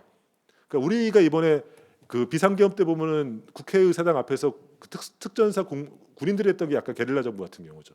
그냥 명령을 오고 그냥 어영부영 하는 거죠. 이런 거. 이런 건데 이런 건 뭐가 문제가 있냐면은 이제 투명성과 정당성에 문제가 있는 거죠. 왜냐하면 어쨌든 국민의 위임된 권력을 받아서 이렇게 온 건데 관료제가 민주적 정당성이 없는데 결국은 그 정치적 명령자에게 대한 책임성을 통해서 국민에게 최종적으로 민주적 책임성을 지는 건데 만약에 이렇게 태업을 하거나 이렇게 사보타지를 하면은 그 정당성과 그 투명성이 떨어진다는 거죠. 이 사람이 그래 강조하는 게 뭐냐면은 앞에 6가지의 저항 방식은 이런 각각의 문제가 있어서 제도화된 집단 행동, 즉 공무원들이 조직적으로 연대해서 민주주의 위협에 대한 행동에 공동으로 대응할 수 있도록 하는 게 중요하다고 얘기합니다. 역시 이거는 파업을 하자는 얘기는 아니죠. 당연히 아니고 아까 앞에 얘기했듯이 공무원들이 정치적인 영향력으로부터 보호받을 수 있도록 어떤 제도 자체의 자율성을 높이는 정치적 영향력으로부터 보호받을 수 있는 이런 것들을 통해서 제도화된 집단 행동을 할 수 있도록 해야지 파퓰리스트들의 연방제 해체 공격으로부터 버텨낼 수 있다. 이런 얘기를 하고 있더라고요. 근데 제가 이거 좀 흥미롭게 본 건 아까 말씀드렸다시피 기존에는 없는 주장이었다는 거죠. 기존에는 약간 이런 얘기를 삼가하거나 굉장히 좀 정치적인 색깔이 있을 수 있어서 조심해 왔는데 아까 말씀드렸다시피 이 공무원의 정치적 중립인데 행정학자의 정치적 중립처럼 생각해가지고 좀 얘기를 안 해왔는데 최근에 이런 얘기를 적극적으로 하기 시작하더라. 그래서 굉장히 흥미로운 현상이라고 생각합니다. 마지막으로 이제 우리 얘기를 하려고 합니다. 저는 이 그림 한번 보시죠. 이 그림 보면은 이 X축은 관료의 자율성 축입니다. 그리고 세로축은 민주적 책임성의 축입니다. 만약에 관료의 자율성이 저 끝에 가 있으면은 그거는 견제받지 않는 관료제죠. 견제받지 않는 관료제고 트럼프식으로 얘기하면은 딥스테이트인 거죠. 관료들은 민주적 책임성을 갖지 않고 자신들이 이해와 혹은 결탁돼서 통치 계급이 돼서 국가의 특권 계급이 되는 거죠. 이거는 우리식으로 얘기하면 정치에 관료합니다. 이게 적당한 비유인지 모르겠지만 제 생각에는 한국의 검찰들이 전 이렇다고 봅니다. 혹은 한국의 어떤 재무관료들도 역시 스스로가 견제받지 않는 그러니까 굉장히 관료 파워가 센 이런 것들. 그렇다고 해서 이들을 완전히 자율성을 없애는 완전히 정치화시키거나 혹은 트럼프처럼 완전히 조져버려가지고 도구화시키면 어떻게 될까? 그때도 역시 정치 권력의 수단이 될 뿐이니까 민주적 책임성은 떨어지는 거죠. 그래서 중요한 거는 그 민주적 책임성이라는 측면에 보면은 도구화된 관료제도 아니고 견제받지 않는 관료제도 아닌 그 중간 즉 그 중간에서 민주적 책임성이 가장 높은데, 그러면 이런 식의 어떤 국가 조직 방식은 뭐냐? 이 책의 주장에 따르면은 관료는 능력으로 뽑고, 그 다음에 정치인은 선거로 뽑아서, 관료는 동료 관료들에게 책임지도록 하고, 정치인은 유권자에게 책임지게 해서 책임성의 통로를 바르게 만들므로써 그들의 이해관계를 분리시켜서 그들이 카르텔을 만들지 않도록 하는 이런 식의 국가 조직 방식이 좋은 정부의 요건이다. 그리고 그렇게 만들면 아까 얘기했듯이 부패 통제와 정부의 효과성과 그 다음에 행정 개혁이 잘 일어난다. 이런 것들이 이제 얘기인 거죠. 한국은 어떨까? 전 생각해 보면은 여기 이제 선생님들이 다 전문가시들인데 한국은 이렇습니다. 제가 생각하기에는 한국이 이렇습니다. 민주화의 한국이 이렇습니다. 민주화의 한국은 우리나라 민주화는 1987년도 대통령 직선제라는 단일한 구호로 이루어졌죠. 그때 대통령이라는 게 어떤 의미가 있냐면 제가 볼 때는 민중 권력의 화신이라는 측면이 있다고 봐요. 그리고 그들은 사회개혁의 대통령은 사회개혁의 조타수고, 이건 뭐냐면은 한국의 민주화는 대통령 직선제 대통령으로 시작됐기 때문에 민주적 정당성, 그러니까 민주적 책임성이나 측면에서는 수직적 책임성의 측면에서는 굉장히 강한 거죠. 근데 이들은 한편으로는 포퓰리스트가 될 가능성이 굉장히 높다고 보거든요. 근데 사실은 민주주의라는 거는 그런 차원뿐만 아니라 공화주의적인 차원이라든가 자유주의적인 차원이 필요하다고 보거든요. 근데 한국의 민주화 과정에서 우리가 직선제 대통령을 직접 뽑는다는 것들, 어떤 민중의 시민혁명을 통해서 그 민주화가 이루어졌기 때문에 정치 권력 국가 권력 사이의 어떤 견제와 균형이라는 어떤 시스템이 좀 약했다고 봅니다. 그게 한국의 대통령을 굉장히 전 제왕적 대통령이라고 생각하지는 않는데 굉장히 오도넬식으로 얘기하면 수평적 책임성이 약한 대통령을 만들었다고 봐요. 한국의 대통령 보십시오. 임기 초에는 굉장히 권한이 강합니다. 근데 임기 말에 가면은 거의 레임덕 대통령이 되거든요. 제가 사실 제 개인적인 궁금증입니다. 왜 이렇게 됐을까? 그러니까 저는 이제 두 얼굴의 대통령이라고 저는 개인적으로 생각하는데, 어쨌든 그거는 우리가 민주화가 되는 초기 과정과 좀 관련이 있다고 봐요. 그러니까 인민의 권력을 직접적으로 위임받은 거죠. 위임받았고 그 과정에서 대통령을 견제할 다른 기관들, 의회라든지 사법부 간의 어떤 수평적 책임성, 이런 개념이 좀 약하게 제도가 설계된 게 아닐까? 그런 식의 어떤 민주화의 어떤 태생적인 문제가 있지 않을까 생각하는데, 문제는 뭐냐면은 대통령이 개혁의 조타수라는 그런 어떤 인민 권력의 수호자라는 이런 식으로 민주화가 됐기 때문에 기존의 권위주의 정부 시절에 관료제에 대해서 강한 개혁의 요구를 받았다고 저는 개인적으로 생각합니다. 그리고 그 관료제를 통제하고 또 대통령이 5년 단임이다 보니까 재임 중에 강하게 정책 성과를 내야 되니까 관료제를 강하게 통제할 유인이 커진 거죠. 그러면서 이루어진 게 뭐냐면 저는 그러니까 정치화라고 봅니다. 대통령이 집권하면은 먼저 자신에게 충성할 사람 중심으로 강하게 상층과 핵심란을 다 인사 조치를 하는 거죠. 그러면 어떤 일이 벌어지냐면은 정책 자체가 정치화되는 거죠. 즉 지난 정부에는 반대했다가 이번 정부에 되면은 완전히 다 돌아서는, 4대강도 그랬고 그다음에 원전도 그랬고 뭐 많죠, 그런 정책이. 그다음에 공무원 자체도 행태 자체도 이렇게 정치화되는 거죠. 완전히 기회주의로 바뀌는 이런 문제가 저는 있다고 봅니다. 이거는 이제 아까 그들 이제 라포엔테 이 책에 보면 한국은 능력주의 임용제가 강하게 확립돼 가지고 자율성이 높은 관료제라고 했지만, 사실 우리 내부 문제를 민주화 이후에 한국 관료제를 현미경으로 들여다보면은 한국 관료제도 사실은 능력주의 임용이 강함에도 불구하고 굉장히 정치발을 많이 타는 거거든요. 그러니까 여기에 대해서 저는 많은 사람들의 입장이 많이 갈린다고 봅니다. 그러니까 한국 관료제가 여전히 저쪽 그 견제받지 않는 권력이라 믿는 사람들은 더 많은 정치화를 요구하는 좀 경향이 있는 것 같고, 되게 좀 정치학자들이 좀 그런 것 같더라고요. 그다음에 그렇지 않고 한국 관료제가 민주화 이후로 너무 지나치게 정치화됐고 도구화됐다고 믿는 사람들은 더 좀 자율성을 요구하는 쪽으로 개혁 방향을 얘기하는 것 같아서 약간 합의점이 만들어지지 않은 것 같아요, 제 느낌에는. 그래서 바람직한 정책정 관계를 위한 어떤 제도적이고 필요 조건이 전 뭐라고 생각하냐면은 결국은 두 가지입니다. 하나는 수평적 책임성.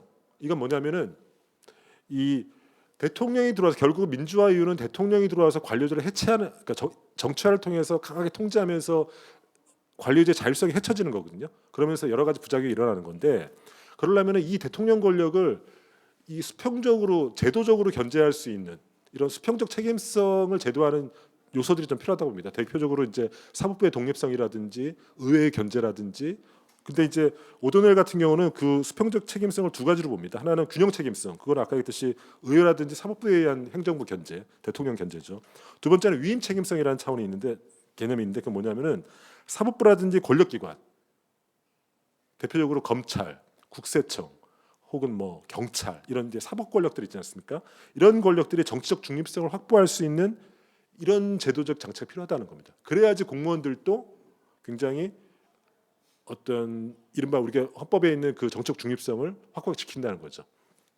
또 하나는 이런 제도적 차원의 설계뿐만 보완책뿐만 아니라 관료 자신의 내면적 전문가주의 이런 것도 굉장히 필요하다는 거죠. 즉 민주화 이후로 사실 되면은 공무원 이런 거잖아요. 처음에 권력이 셀 때는 줄 섰다가 권력 빠지면은 완전히 손 놨다가 마지막에는 다른 정부에 줄댄다는 거 아닙니까? 고위장. 그래서 1급 정도 되면은 다음 정부 누가 올지 봐가지고 인수위 들어가서 뭐 이렇게 튄다는 거 아닙니까? 그러니까 이런 행태의 정체가 나타나는 건데 이건 사실은 공무원의 어떤 내면적 전문 직업주의하고는 배치되는 것이거든요. 이런 것도 우리가 좀 확립할 필요가 있지 않는가 이런 생각을 합니다. 그래서 이 책이 이런 식으로 좀 저는 민주화 이후의 한국의 관료제 그리고 민주화 이후 한국의 관료제는 사실은 정치와 대통령 직선제 대통령이라는 이 맥락을 빼면은 전 이해하기 힘들다 보거든요. 그래서 이런 어떤 맥락에서 좀 봤으면 좋겠다. 그런 아이디어를 주지 않나는 생각 개인적으로 생각합니다. 그래서 이 책을 이제 번역했던 거고요. 이제 제가 책을 드리면 좋은데 책이 비싸게 만들어져 가지고 좀 네, 출판사에 미안해 죽겠습니다. 책이 안 팔려 가지고 이게 그렇습니다. 고맙습니다. 네. 네, 감사드립니다. 자, 그러면 저희 이제 토론을 이제 진행을 하면 좋을 것 같은데요. 저희 순서대로 진행을 할까요? 아니면 어떤 식으로 진행을 할까요?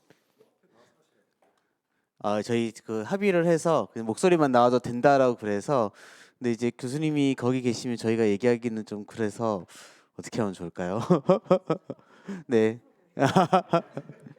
네. 이렇게 앉아서 우리 그냥 프로그램 상에 있는 순서대로 시작해 보도록 하겠습니다. 우리 먼저 네, 차세영 박사님. 네.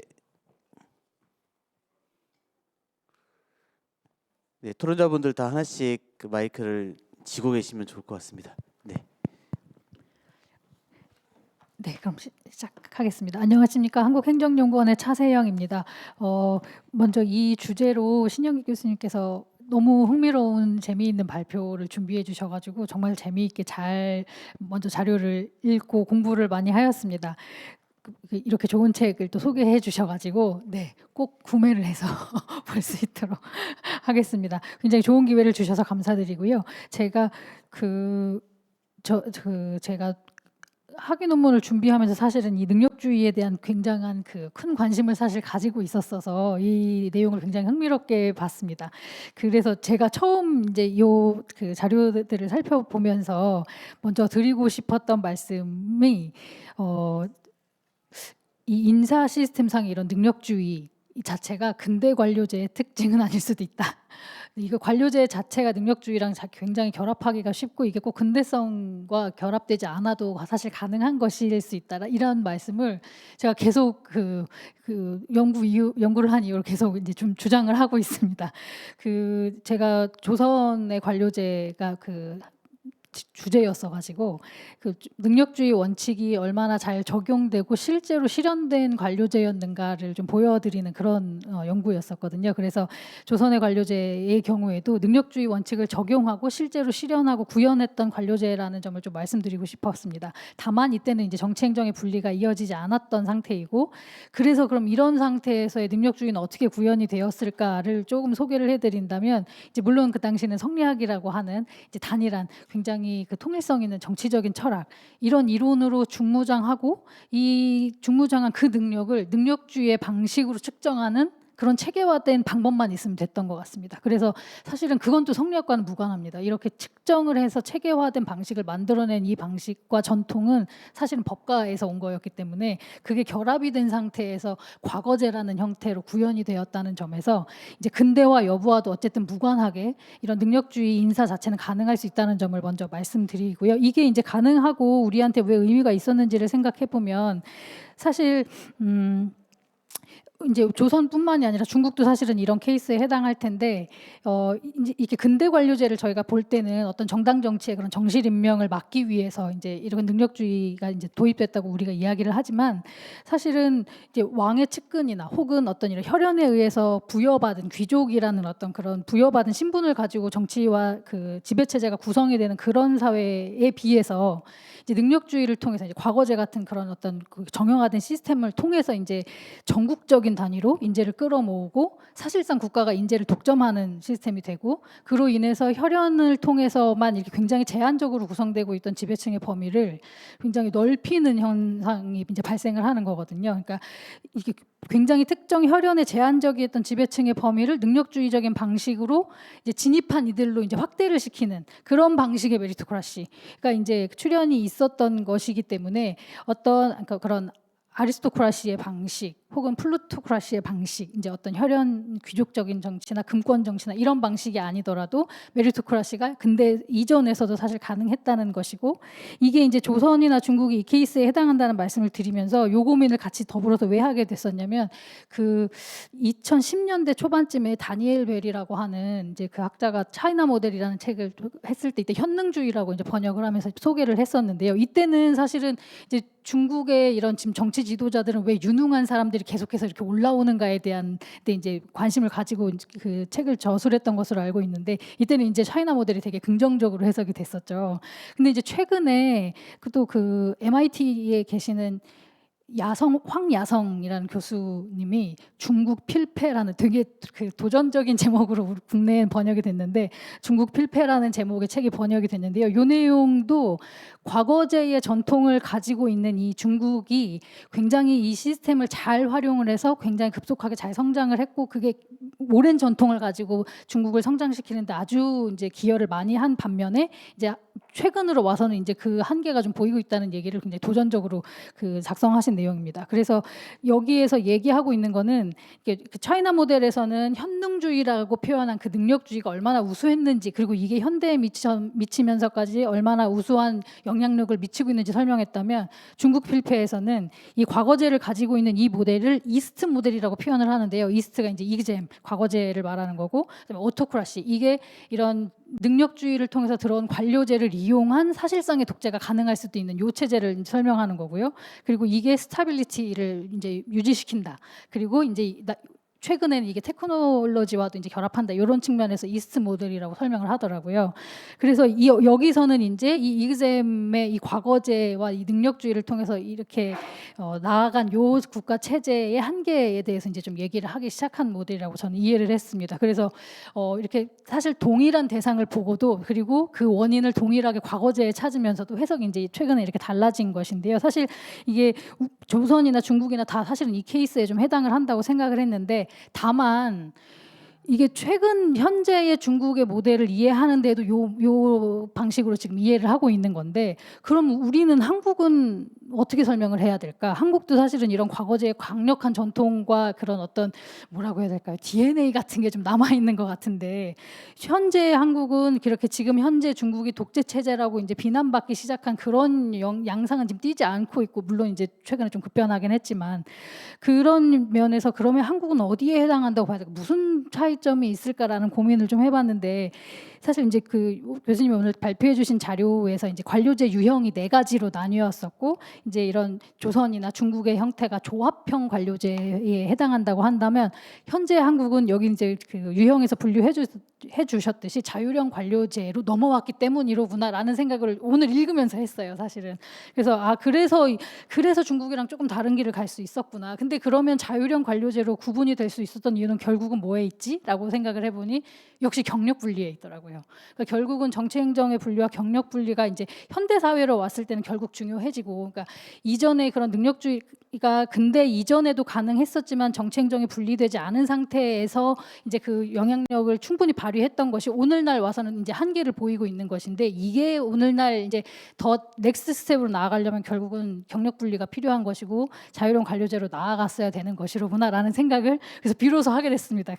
근데 이제 다만 저는 그 이제 뭐 네오베버리안 스테이트의 관점이라든지 이런 거를 일견 좀 긍정적으로 보는 그런 관점을 좀 가지고 있는데, 그 교수님께서 민주화 이후에 한국의 관료제가 많이 정치화되었다고 이제 보시는 그런 관점에서도 이제 접근을 할 수 있는 측면이 있는 반면에, 제가 또 이제 연구원에 있어서 그런지는 몰라도 그러니까 테크노크라트라는 말이 제가 이게 정말 부정적인 의미일까라는 생각을 좀 할 때도 있어요. 우리는 테크노크라트 정부로 갈 가능성이 되게 최근까지 높아졌던 것은 아닐까라는 생각을 한편으로 하고 있었는데요. 이제 사실 그 일례로 이제 그 의원 발의하고 정부 발의의 법령 수만 봐도 사실은 그 통과 비율이 정부 발의가 압도적으로 높잖아요. 그러니까 물론 이제 정보의 비대칭성도 있고 전문성의 정도에서도 차이가 나기 때문일 텐데, 그렇다면 우리는 이제 그런 이제 관료제의 어떤 특성과 역량과 이런 것들이 어느 정도 그래도 축적이 되어 온 상태라고 한다면, 이들이 전문 직업인으로서의 그런 내면화를 시킨 것이 앞으로 이제 나아갈 방향이라고 하면 전문 직업인으로서의 테크노크라트는 불가능한 것일까라는 생각을 조금 해봤습니다. 그러니까 이게 정말 그 뉘앙스가 좀 달라서인 것인지, 아니면 저는 굉장히 이게 결합할 수도 있는 이야기가 아닐까라는 생각을 조금 해보았는데요. 이제 그런 측면에서도 좀 고민할 여지가 있지 않을까라는 생각을 좀 해봤습니다. 네, 제가 시간을 너무 많이 쓴 것 같아서 네. 여기까지 하겠습니다. 네, 감사드립니다. 두 번째로 한승주 교수님께서 토론하도록 하겠습니다. 예. 저 오기 전부터 되게 발표 기대하고 왔고 말씀 참 감사히 잘 들었고요. 이렇게 전부터도 유사한 관심을 가지고 연구를 하고 있다는 걸 알고 있어서 선생님이 쓴 이제 여러 글이나 이런 거 관심 있게 보려 했었는데, 오늘 또 발표를 들으면서 이렇게 제가 최근에 읽은 레퍼런스랑 상당히 많이 겹치는 걸 보면서 같은 연구를 하고 있는 게 맞구나 뭐 이런 생각도 들고, 그래서 고민하는 포인트도 비슷하지만 또 약간 다른 해석도 있는 것 같아요. 그래서 이제 되게 그 여러 얘기를 큰 얘기를 쫙 읊어주셔서 전체를 다 하고 싶은 말은 나누고 싶은 말은 많지만 다 할 수는 없을 것 같고, 몇 가지만 이제 얘기를 하면은, 일단 그 정치적인 뭐 중립이라는 말이 이제 그 말 이상의 되게 복잡한 현실이 벌어지니까 최근에 많은 연구가 되고 있고, 저도 이제 그런 흥미와 관심으로 연구를 하고 있는데, 근데 어쨌든 이건 분명히 좀 동태성이 있는 거지요. 그래서 어떤 리스폰시브니스로서도 있고, 또 하나 이제 프로페셔널리즘으로서도 있고, 그 사이 어둠에쯤에서 이제 균형을 찾아가야 한다 뭐 이런 얘기를 하는데, 근데 결국 균형을 찾자 말자 하는 건 우리 현실에 대한 판단인 것 같아요. 그러니까 우리 현실이 어느 쪽으로 더 경도되어 있는가를 보았을 때 그것을 문제를 우리가 진단한다면 그에 맞춰서 공무원의 정치적인 중립이라는 게, 관료제의 중립이라는 게 어느 방향으로 더 강하게 이렇게 드러나져야 된다라는 판단이라는 걸 해야 한다라고 생각이 들거든요. 언제나 뭐 장소 시기 변함없이 똑같은 그 점을 찾는 게 아니니까, 이제 그런 지점에서 이제 우리의 이제 흐름도 보고 최근에 이제 이런 맥락을 봤을 때 드는 생각이 많은데, 일단은 물론 우리 현실에 대한 여러 가지 이제 그것도 있겠는데요. 일단 이 논의가 복잡하다 보니까 제가 요새 하고 있는 고민은, 관료제 전체를 두고 중립과 편향을 얘기하는 게 되게 이렇게 무리다라는 생각을 많이 해요. 여기 아까도 이제 그 두 가지 직척점에서 도구화된 것과 딥스테이트로서의 어떤 우려를 도식화해서 보여주셨지요. 근데 그게 현실 한국의 행정에서 어떻게 나타나고 있는지 진단이 지금 되게 필요하다는 생각이 들거든요. 그러니까 부처별로, 직책이나 직위별로, 그리고 어떤 뭐 업무의 특성별로 해서 실제로 우리가 관료제 전체의 어떤 뭐 중립, 능력, 뭐 효과 이런 걸 얘기하고 있는데 특히 정치와 행정의 관계를 보려면은 행정을 정부 관료제 전체 덩어리가 아니라 일단 지금 이렇게 뭐 몇몇 선생님들이 선도적으로 하고 있는 연구는 이제 고위직과 그렇지 않은 이제 관료제의 정치행정 관계는 다르다라는 얘기를 하고 계시는 거고 그 10분 공감을 하고 있고요. 그거 외에도 또 이제 말씀하시고 최근 사건처럼 부처에 따라 달라지는 거죠. 권력 부처라고 얘기된 몇몇 부처가 보이고 있는 정치와 행정의 관계는 또 분명히 다른 결이 있는 것이고 그럼 부처 단위의 진단이 분명히 이루어져야 한다는 생각이 드는데 저 역시도 미진했고 우리가 부처 단위 연구가 사실은 정치행정 관계에 뭐 공무원 인식이로라도요 거의 없어서 그게 되게 이제 안타깝다는 생각이 들고 저도 좀 그 부분을 많이 봐야겠다는 생각을 하는데 이제 그런 쪽에서 제가 했던 이렇게 서베이에서 그러니까 그것도 잘 부처를 통제한 서베이는 아니었지만 그러니까 그 이렇게 보면은 너네 부처에서 아까 경력 분리 말씀하셨으니까요. 관료가 나중에 이제 그 정치인으로 나가는 게 얼마나 자연스럽게 인식이 되느냐를 이렇게 물어봤었어요. 근데 그다지 높게 나오진 않아요. 30% 정도에 이걸 또 높냐 낮냐를 보는 거에 따라 달라지겠는데요. 일단 5급 이상 공무원을 대상으로 해가지고 이제 몇 년 전에 이루어진 거였는데 이때 이제 부처별로 정확히 통제가 돼서 물었으면 이제 부처별로 이런 차이가 있었습니다라고 좀 흥미롭게 얘기를 해드릴 텐데 그때 연구 설계가 조금 한계가 있어서 어쨌든 전체 공무원 응답으로 봤을 때는 한 30여% 정도가 그러하다라고 말을 했거든요. 그래서 이제 그것이 얼마나 높냐 않냐의 판단이 있지만 저는 제 짐작보다는 조금 낮게 나타났었거든요. 왜냐하면 고위직이고 했기 때문에 그런 인식을 꽤 많이 할 것 같았는데 근데 이제 거기서 뭐 법무부나 이제 몇 개 부처의 경우는 법무부 또 기재부 뭐 이제 국토부도 이런 부처들은 그 응답이 좀 많은 부처라서 이제 언급을 하는 건데 그런 데는 다른 평균보다는 좀 더 높게 나타나더라고요. 그러니까 부처별로 정치행정 관계에 대한 공무원들의 주관적 인식이 분명히 다르다. 본인들의 역할, 책임에 대해서도 그래서 그게 좀 연구가 돼야겠다. 그게 이제 경력 분리와 말씀하신 거 연결이 될 것 같아요. 공무원 전체를 놓고 실적주의, 능력주의, 경력 분리 효과를 말한다면 긍정적으로 나오고 어떻게 보면은 사실 많은 근대 국가들의 좀 상식이기도 하죠. 이런 연구가 많이 된 게 그것도 트럼프 효과라고 생각이 들어요. 그러니까 실적주의가 정말 관료제의 성과를 높이는가 연구가 근래 많이 나오고 페리나 뭐 이런 분들이 이제 문헌 분석을 한 걸 보면은 결국 우리 상식대로 그렇다라고 나오잖아요. 근데 그게 새삼 연구되는 이유는 그렇지 않은 공격을 받고 있기 때문이겠죠. 근데 들여다 봐서 그 안에서도 이제 좀 아까 말씀드린 거 부처나 이제 직위나 이런 걸 나눠놓고 보면 조금 다른 얘기가 나올 수도 있겠다. 그래서 경력 분리도 좀 분화된 논의가 필요하지 않을까 그런 생각이 들었고요. 그냥 이건 또 말씀 어쨌든 그냥 하나 더 이제 생각이 들면 이제 우리 한국 최근에 대한 이제 걱정 중에 하나가 역시 이제 했던 제가 이제 다른 공저자분들과 했던 연구에서 공무원들 이제 인식 조사였는데 거기서 나왔던 저한테 흥미로웠던 결과가 뭐였냐면은 그러니까 이제 공무원들이 지난 이제 기간 동안 잘 입직한 이후에 대통령이 얼마나 이제 강하게 관료제를 통제했는가를 이렇게 묻고 그러고 나서 이제 뭐 국정 선거나 이런 게 얼마나 잘 됐는가를 종속 변수를 놓고 묻고 그랬는데 그러니까 네, 근데 이제 거기 나온 것처럼 제가 흥미 있었던 게 이제 굉장히 공무원들 생각하기에 대통령이 강하게 통제를 하면은 대통령은 더 많은 걸 이뤄요. 근데 그 사이에 관료들은 도구적인 행태, 우리가 걱정하는 이제 뭐 소극적인 거, 책임 회피 이런 행태가 늘죠. 근데 궁극적으로 총효과는 부정적 매개의 효과로서 그 이제 그 공무원의 도구적 행태는 있었지만 대통령의 자기 국정에 대한 추진력이 높아지는 결과가 나오거든요. 근데 그 논문을 만약에 내가 대통령이고 국정관리자 입장에서 보면은 통제를 강하게 하라는 결과가 나오게 됩니다.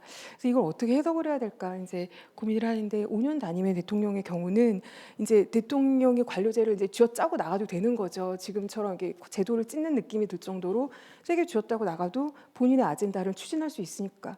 근데 그렇게 남겨진 그 관료제는 또 새로운 다음 대통령에 갈 거고 어느 정권을 막론하고 다음에 대통령이 받게 되는 관료의 역량은 분명히 그 전보다는 낮아져 있다라는 거죠. 도구적 행태가 늘어났고 그렇다면 이건 악순환이겠다라는 생각이 들어서 되게 문제라고 여겨졌습니다. 그래서 이제 그런 부분에 대해서도 좀 이렇게 적절하고 효과적인 그러니까 국정 관리자의 눈으로 봤을 때에도 합리적일 수 있는 거면서 동시에 관료제의 어떤 지속 가능성, 역량 측면에서도 합리적인 통제 수단이 뭔지를 조금 찾아야 될 필요가 있겠다는 생각을 해봤습니다. 이상입니다. 네, 감사합니다. 그 다음 우리 최병원 박사님 토론 듣도록 하겠습니다.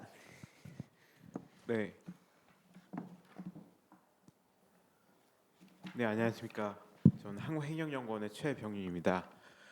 제가 이런 자리에 초대를 받아서 이렇게 발언할 수 있는 기회를 주셔서 정말 감사드리고, 솔직히 제가 이번에 교수님의 논문을 미리 예전에 2018년에 나왔던 논문들 읽어봤고, 그리고 또 최근에 이 책을 쓰시면서 어떤 대략적인 내용의 책인가에 대해서도 대충 파악을 했습니다.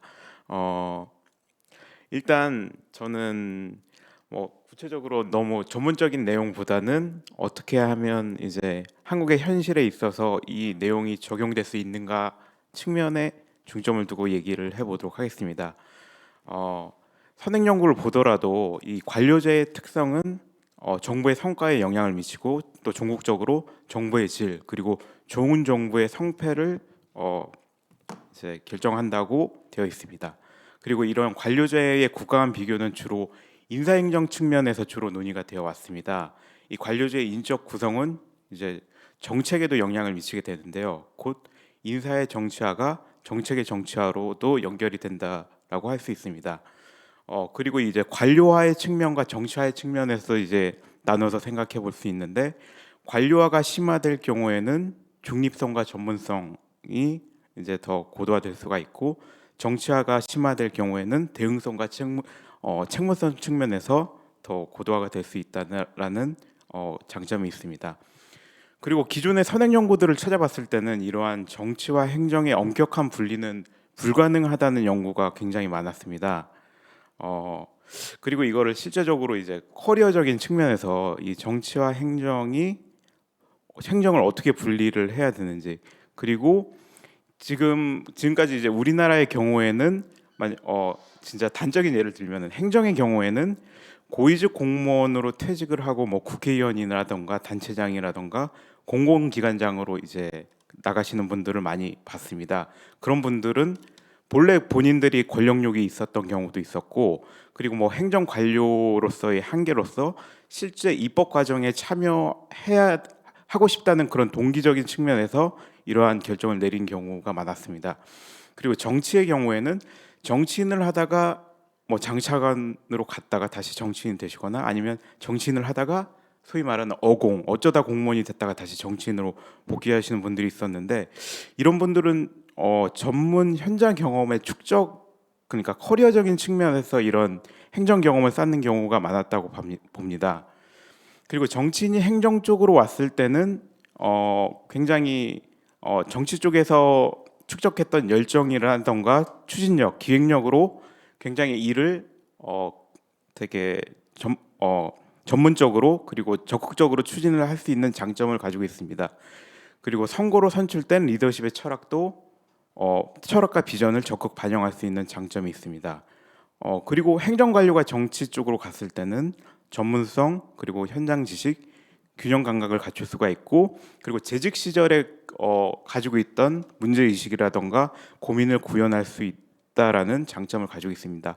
반면에 정치인이 계속 정치에 있을 때랑 행정 관료가 계속 행정에 있을 때랑을 한번 또 고민을 해봤는데요. 정치인이 계속 정치에 있을 경우에는 행정에 대한 무지가 발생할 수 있고, 또 뭐 소위 우리가 이제 TV에서 쉽게 볼 수 있는 국정감사 등의 쇼를 통한 행정의 우위에 서려는 모습을 이제 종종 발견할 수 있게 됩니다. 그리고 행정 관료가 계속 행정에 있을 때는 공익 이전의 사인이기 때문에 개인의 온전한 중립성과 전문성이 오히려 담보될 수 없는 그런 문제점이 있고, 또 잘 아시겠지만 부처 이기주의라던가 정권에 따라서 몸을 사리는 행태 등이 나타날 수 있다고 생각합니다. 그리고 또 이거는 제가 최근에 굉장히 공공공사 동기에 되게 심취해 있는데요. 행정과 정치가 분리될 수 없는 현실적인 이유를 저는 입직 동기에서 찾고 싶습니다. 우리나라 같은 경우에는 가난했던 대한민국이었고, 그리고 뭔가 생존투쟁, 입신양명, 그리고 집안을 일으키는 길로서 고시 합격을 굉장히 생각을 했습니다. 어떻게 보면 대한민국의 욕망의 응축의 산물 중에 하나가 고시제도라고 할 수가 있습니다. 그래서 정도의 차이는 있고, 그리고 일반화할 수는 없지만 행정 관료라던가 정치가라던가 이 두 직업의 입식 동기가 어떻게 보면 권력으로 이제 동일했다고 이제 판단을 제 스스로는 판단을 내렸는데요. 제가 실제로 얼마 전에 그 고위 공무원으로 계시다가 이제 퇴직한 분과 이제 대화를 나눌 자리가 있었습니다. 근데 그분 같은 경우에는 제가 평소에 생각했던 뭔가 공공봉사 동기에 의해서 고시를 도전을 하셨고 고위 공무원으로서의 커리어를 쌓아 오셨을 것이라고 생각을 했는데 오히려 권력이었습니다. 그렇기 때문에 저는 이 교수님께서 쓰신 책 저자들이 스웨덴 학자들이지 않습니까? 이 스웨덴 정치인과 관료는 한국과는 분명히 다릅니다. 예전에 2018년경에 KBS TV 다큐멘터리로도 나왔는데 정치인들이 자전거를 타고 굉장히 특권을 내려놓은 모습을 볼 수가 있습니다. 그리고 관료들 같은 경우에도 부패가 최하위 수준으로 나오는 굉장히 투명한 국가로도 이제 저희가 알고 있습니다. 분명 역사적 맥락의 차이도 있고 제도의 차이도 있고 문화 환경상의 차이도 있다고 생각을 합니다. 저는 행정학 공공봉사 동기의 신봉자이기 때문에 실제로 고위 공무원들이 뭔가 이렇게 권력욕 측면에서 이렇게 뭔가 공직에 도전을 해서 공직으로서 커리어를 이어온다는 사실에 굉장히 좀 놀랍기도 하고 그렇기 때문에 뭔가 고시 공부를 했었던 이런 연구자분과도 얘기를 해놨는데 저희들은 세상을 긍정적으로 변화시키는데 영향력을 발휘하고 싶어서 고위 공직자를 꿈꾸지 않았냐 이렇게 얘기를 나눈 적이 있습니다. 하지만 어느 포인트에 중점을 두느냐에 따라서 이게 차이가 있을 거라고 봅니다. 이 세상을 긍정적으로 변화시키는데 영향력을 발휘하는 데 있어서 세상을 긍정적으로 변화시키는 것은 바로 공공봉사 동기입니다. 하지만 영향력 측면에 뭔가 중점을 둔다면 이거는 권력력으로 생각할 수가 있는데요. 이 둘 중에 어디에 중점을 두느냐는 굉장히 중요한 점이라고 생각을 합니다. 물론 아까 차세영 박사님께서도 말씀하셨는데 그 스웨덴 학자들의 논의는 충분히 함의가 있다고 생각합니다. 그럼에도 불구하고 우리나라는 아직까지 좀 성숙한 민주주의 그리고 성숙한 제도적인 발전을 이루기에는 아직까지 좀 부족함이 있다고 봅니다. 그렇기 때문에 어떻게 보면 이게 우리나라의 미래의 이야기이지 않을까? 그러니까 우리나라의 미래를 설계하는 데 있어서 굉장히 큰 함의점을 주지 않을까라고 생각을 했습니다. 그렇기 때문에 저는 앞서 말씀드렸지만 공공봉사 동기를 굉장히 중요시하는 사람이기 때문에 이제는 뭔가 공직에 대한 입직 동기 그리고 정치에 대한 뭔가 입문 동기에 있어서도 권력욕이 아니라 공공봉사 동기에서부터 시작을 해서 이 출발점은 공공봉사 동기이고 거기에 권력 의지가 더해질 때 이제 뭔가 정치에도 진출을 해서 역할을 하는 것이 좀 더 올바른 방향이지 않나라고 말씀을 드려봅니다. 네, 이상입니다. 네, 감사합니다. 저희가 지금 늦게 시작을 했고 다른 세션이 있어서 얼마나 더 시간을 쓸 수 있을지 모르겠지만 3분 정도 더 쓰는 걸로 목표를 하고 저는 짧게 한두 마디 말씀드리도록 하겠습니다. 일단 저희가 이제 좋은 정부라고 하는 큰 팀에서 생각을 해봤을 때 결국 좋은 정부라고 하는 건 무언가 좋은 걸 한다라는 의미를 가져야 될 것 같은데 그 좋은 거를 판단하는 기준을 어디에 둬야 될지에 대한 논의가 다시 좀 돌아와야 되지 않을까라는 생각을 해보게 됩니다. 이제 그 공공 부분에서의 좋은 행동이라고 하는 건 결국 뭐 우리는 이제 소위 공공성 또는 공익의 이름으로 얘기를 하게 될 텐데 다시 공익의 얘기를 하면 그 공익은 누가 결정할 거냐라는 질문을 했을 때 정치가 공익을 한다는 게 과거에 우리가 배웠던 민주주의였던 것 같고 이게 지금 정치의 양극화 때문에 공익을 결정을 정치가 못 해주니 그럼 행정이 해야 될까라는 질문이 생기는데 행정이 공익을 결정하는 순간 발생하는 게 이제 한국적 맥락에서의 또는 이제 국가적 맥락에서의 공익에 대한 태도가 많이 다르다라는 느낌을 좀 보게 됩니다. 아까 우리 최병현 박사님이 얘기하신 것처럼 한국의 관료가 정말 공익의 수호자로서의 위치를 점할 것인지 아니면 무언가 공공의 자원을 사용하기 위한 권력을 접근하기 위한 목적을 가지냐에 따라서 도합이 많이 달라질 것 같은데 조선 시대의 어떤 선비와 같은 어떤 그런 상당히 어떤 정신적인 이야기들이 우리는 상당히 이제 버려두고 얘기가 시작이 되다 보니까 다시 한번 우리가 공익을 얘기하고 판단을 하는 기준에 있어서 사회적인 합의가 없어지는 이 상황에서 과연 공공 부분의 관료가 그 부분을 대체할 수 있거나 그 부분의 중심축이 될 수 있다면 어떻게 해야 될까에 대해서 한번 좀 교수님의 의견을 좀 들어보고 싶고요.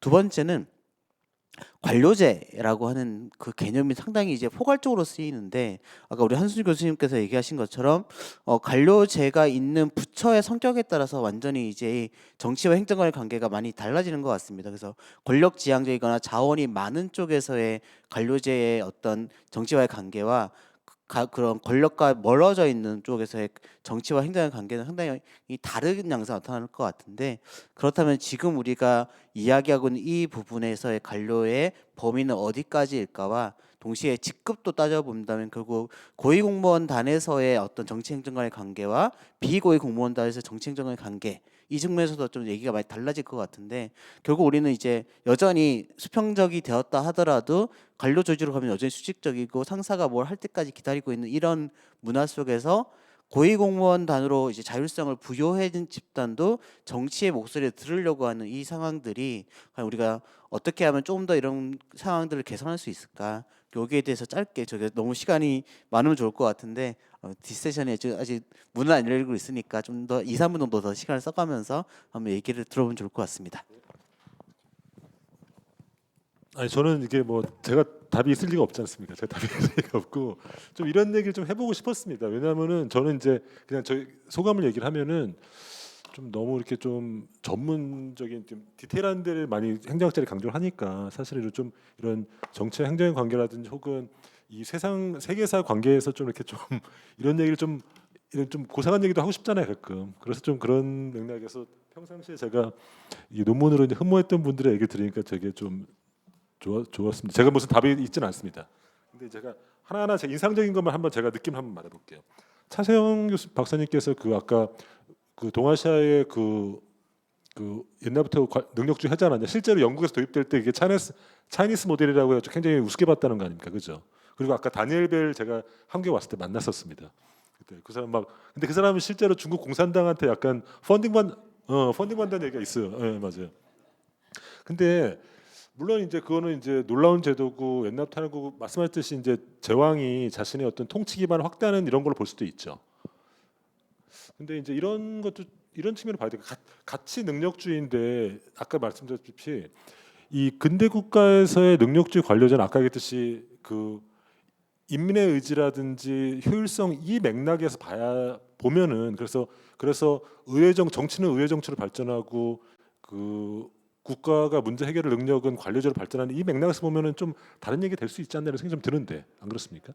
좀 그러니까 그런 역사적 맥락을 무시하면은 그 옛날에 중국에 2000년 전부터 있었던 거 아니야 이렇게 되는데 이런 역사적 맥락 속에서 하면 근대에서의 능력주의는 전혀 다른 역사적 맥락이 있지 않나 이런 생각이 좀 듭니다. 좀 개인적으로 좀 제 의견 한번 여쭤드려 보는 겁니다. 그리고 한순희 교수님은 제가 보니까 제가 항상 논문 보고 어떤 생각이냐면 이 연구에 나도 끼고 싶다 이런 생각 많이 했었어요. 특히 뭐냐면은 저도 이제 그 리서치 우리 연구 풍토에서 얘기하는 건데 아까 얘기했지만 이 국가 간 비교도 정치 비교는 많은데 관료제 비교 거의 없잖아요. 왜 그러냐면 데이터가 없기 때문이거든요. 근데 2000년도 이후에 이제 데이터가 좀 만들어지면서 비교 연구가 되고 그 중에 이 성과인데 문제는 국내 연구도 데이터가 거의 없어요. 그죠? 제가 얼마 전에 신문사에서 무슨 뭐 중도층 데이터를 이제 신문사랑 같이 하는 거예요. 그래서 행정학자니까 그럼 유권자만 하지 말고 공무원들도 좀 했으면 좋겠다고 했더니 데이터를 모을 수 없다는 거예요. 그 업체가 데이터를 모을 수 없다는 거예요. 들어가면은 무조건 못하게 한다는 거예요. 정치적 중립이라는 얘기를 못하게 한다는 거예요. 민감하고. 근데 그러면은 연구는 뭐 어떻게 하라는 얘기입니까? 그럼 점점 제가 볼 때 행정학이 그렇잖아도 막 너무 기술적인 접근하는데 그런 심층적인 거에 대해서 왜 데이터 접근을 못하게 하는지 좀 그 문제 좀 공동으로 좀 대응해야 되는 것 같아요. 지금 한국행정연구원에서 그 데이터 축적하잖아요. 좋긴 좋은데 또 그 지속성 문제가 있어가지고 그거 연구가 좀 한계가 있긴 있더라고요. 좀 내 관심사 딱 안 맞더라고요. 그러니까 프록시로만 쓸 수 있지. 그래서 그 문제는 좀 제가 볼 때는 젊은 학자들이 조금 문제 제기해가지고 그 누구한테 문제 제기됩니까? 연구원장님께 한번. 진짜 너무 데이터가 없어요. 관료 집단을 들어닮을 만한 데이터가 없어요. 진짜로 그 문제 있고 그리고 아까 아까 했듯이 직급별로 보고 뭐 부처별로 보는데 진짜 좋은 아이디어인 것 같아요. 우리가 뭐 퉁쳐가지고 그냥 관료제라고 하는데 정말로 디테일하게 보면은 너무 다양하고 풍부한 얘기가 나올 것 같다는 생각이 전 진짜 많이 듭니다. 그런 생각에서 전 나중에 연구하시면 좀 끼워주십사. 그 좋은 팀이 있는 것 같더라고요. 그래가지고 세 분이 돌려쓰면서 너무 쓰시더라고요. 저도 꼭 끼워주시기 부탁드리겠습니다. 그러니까 우리가 펀딩을 같이 해가지고 데이터를 같이 모으면 좋을 것 같아요.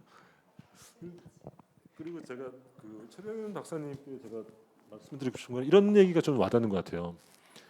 왜 이제 그 고위공무원도 나중에 봤더니 공공봉사 동기인 줄 알았더니 권력이다 이런 얘기 하잖아요. 근데 그것뿐만 아니라 학자들도 나중에 잘 나가면은 정치하려 그러고 CEO들도 기업가들도 결국은 자기 잘 나가면 정치하려 그러고 고위공무원도 정치하려 그러거든요. 이게 뭐냐면 우리 사회가 성공의 기준 혹은 마지막 직업으로 정치를 본다는 거예요. 전 두 가지 문제가 생긴다 봅니다. 첫 번째, 정치도 전문 영역이고 그것도 훈련되고 이래야 되는데 전혀 저는 한 40 넘으면은 저는 공익적 인간이 못 된다고 보거든요. 그러니까 평소 40까지 내가 사익을 위해 살다가 40 이후부터 공익부터 못 삽니다. 그건 절대. 그러니까 정치인은 우리가 훈련시키는 그 루트가 없어요. 그러니까 지금 같은 대통령이 나오는 거거든요. 평생을 권력질하다가 갑자기 대통령 돼가지고 하려니까 안 되는 거죠. 우리 그런 실패의 경우가 많이 봤고요. 특히나 대통령제에서는 그런 가능성이 되게 높아진다는 거죠. 그래서 첫 번째 그 문제가 있고 두 번째는 그러니까 성공의 지표로 정치를 본다는 거예요. 결국은. 그러니까 이거는 뭐냐면은 우리가 충분히 우리 사회가 근대화되지 않았다고 보는 거죠. 왜냐하면 근대화되는 여러 지표 중에 하나가 가치가 분립되어 있는 거거든요. 즉 학자는 학자로 늙어 죽는 거고 기업가는 기업가로 늙어 죽는 거고 기자는 기자로 늙어 죽어야 되는데 우리는 내가 죽을 때 내가 성공했는지 안 했는지를 정치를 했는지 안 했는지 이 기준으로 본다는 거예요. 그러니까 모든 것의 성공의 지표로 정치를 보는 게 저는 정치 자체에도 해악적이고 우리 나머지 사회도 굉장히 그 직업 자체의 어떤 독립성과 전문성에도 굉장히 해악적이라고 봅니다. 저는 행정학자 중에 그런 사람 많다고 봅니다. 그렇습니다. 그리고 그 마지막으로 이제 박종수 교수님께 저는 해답은 아니고 아이디어인데 이런 것 같습니다. 그 뭐냐면은 사실은 그러니까 공무원이나 행정의 중립이라는 건 사실은 어떤 전제가 좀 필요하다 보냐면은 정치 자체 즉 양극단의 정치가 되게 합의 지점이 넓을 때 굉장히 행정의 정치적 독립이라는 게 저는 확보된다고 보거든요. 가령 예를 들어서 1945년도 영국 이후의 대합의 시절에 즉 좌우가 바뀌어도 그러니까 보수당과 노당이 정권을 교체하게 하더라도 그 그랜드 코얼리션이나 그 합의라는 컨센서스라는 그게 움직이지 않았지 않습니까? 물론 대처 때 다 깨지지만은 그러니까 공무원들은 보수당이 집권하든 혹은 노동당이 집권하든 큰 틀의 변화가 없었던 거거든요. 그러니까 내가 볼 때는 공무원이 저도 약간 좀 행정을 공부하니까 약간 공무원 편드는 경향이 있는데 이 정책 중립이 해치는 거는 사실은 이제 정치 부분의 문제, 그러니까 공무원 자체의 어떤 문제보다는 사실 정치 부분의 문제가 사실 많긴 많은 것 같아요. 그러니까 합의 지점이 좁은 정치들 있잖아요. 그러니까 합의 지점이 넓으면은 그 내부에서 공무원들도 굉장히 운신의 폭이 넓고 정치적 중립에 지킬 가능성이 큰데 점점점 우리 정치가 극단화되잖아요. 극단화되니까 이 정부에서는 탈원전에다가 이 정부 되면 탈원전을 벌주는 이런 이상한 행정을 하게 되는 거잖아요. 그러니까 저는 공무원을 탓하기 전에 그 정치 자체 합의점을 넓혀라. 근데 그거는 제가 볼 때는 문제는 뭐냐면은 그러려면은 제가 볼 때는 정치에 더 많은 관심을 가져야 된다고 봅니다. 무슨 말이냐면은 행정학자들도 그런 정치적인 맥락에 대해서 더 많은 관심을 갖고 해야 되는데 안타깝게도 그러진 않은 것 같아요. 제 느낌에는. 그거는 정착자의 몫이고 행정 영역이 아니야 이렇게 되는 거죠. 아까 말씀드렸듯이 공무원의 정치적 중립이지 행정학자의 정치적 중립이 아니잖아요. 그게 제 개인적인 의견입니다. 네, 감사드립니다. 저희가 너무 좋은 시간이었는데 시간이 남아 있는 시간이 많지 않아서 다음에 또 다른 기회에 저희 임기는 끝나지만 그래도 저희 임기와 관계없이 또 다르게 좀 세션을 만들어서 좀 더 이제 논의할 수 있는 시간을 만들어 보도록 하겠습니다. 그리고 이제 사실 정치적 중립보다는 정치적 무관심에 가까웠던 것 같습니다. 어떻게 보면 근데 이제 사실 정치 상황이 있다 보니까 다시금 관심을 가지게 되는 맥락인 것 같고 이 기회에 조금 더 우리가 이런 관료제, 정부, 행정에 대한 이야기들 좀 많이 하는 시간을 앞으로 더 가져와 봤으면 좋을 것 같습니다. 오늘 너무 시간 내주셔서 너무 감사드립니다. 네, 감사합니다.